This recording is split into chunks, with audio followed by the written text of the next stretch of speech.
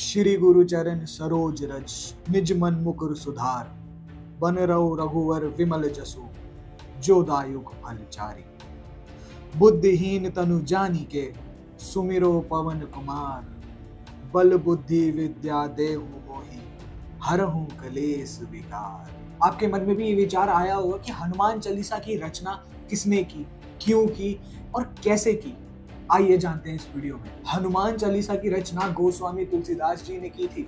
उन्होंने हनुमान जी की स्तुति में कई रचनाएं रची हैं, जैसे हनुमान बाहुक, हनुमान अस्तक और हनुमान चालीसा प्रमुख हैं। हनुमान चालीसा की रचना के पीछे एक बहुत रोचक कहानी है, जिसकी जानकारी शायद किसी को ही हो। भगवान को अगर किसी युग में भी आसानी से प्राप्त किया जाए तो वो युग है कलयुग। इस कथन को सत्य करता है एक दोहा। रामचरितमानस में तुलसीदास जी ने खुद ये लिखा है कि कलयुग केवल नाम आधारा, सुमेर सुमेर ना उतरारी पारा। जिसका साधारण सा अर्थ है कि कलयुग में मोक्ष प्राप्त करने का एक ही लक्ष्य है, और वो है भगवान का नाम लेते रहना। तुलसीदास जी ने अपने पूरे जीवन में कोई भी ऐसी गलत बात नहीं लिखी है।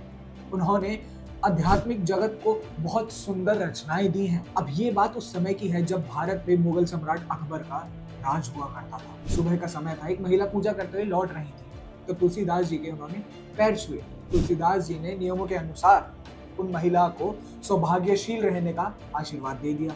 आशीर्वाद मिलते ही वो महिला फूट फूट कर रोने लगी और उन्होंने बताया कि उनके पति की मृत्यु हो गई है। इस बात का पता चलने पर तुलसीदास जी जरा भी विचलित ना हुए और वो अपने आशीर्वाद को लेकर पूरी तरह से अस्वस्थ थे। उन्हें इस बात का ध्यान भली भांति था कि भगवान राम बिगड़ी बात संभाल ही लेंगे और उनका आशीर्वाद खाली नहीं जाएगा। उन्होंने उस औरत सहित सभी को राम नाम के जाप करने का कहा। वहां उपस्थित सभी लोगों ने यही किया और वहां मरे हुए व्यक्ति राम नाम का जाप सुनकर जीवित हो उठे थे। अब ये बात पूरे राज्य में आग की तरह फैल गई थी और ये बात अब अकबर के कानों तक भी पहुंच गई थी। तो उसने अपने महल में तुलसीदास जी को बुलाया और भरी सभा में उनकी परीक्षा लेने का सोचा और कहा कि चमत्कार करके दिखाइए कोई। अब ये सुनकर तुलसीदास जी ने कहा कि अकबर, मैं कोई चमत्कारी बाबा तो नहीं हूँ, सिर्फ श्री राम जी का एक तुच्छ सा भक्त हूँ। अकबर इतना सुनते ही इतना ज्यादा क्रोध में आ गया कि उसने अपने सिपाहियों को कहा कि तुलसीदास जी को कारागार में डाल दो। तुलसीदास जी ने तनिक भी प्रतिक्रिया नहीं दिखाई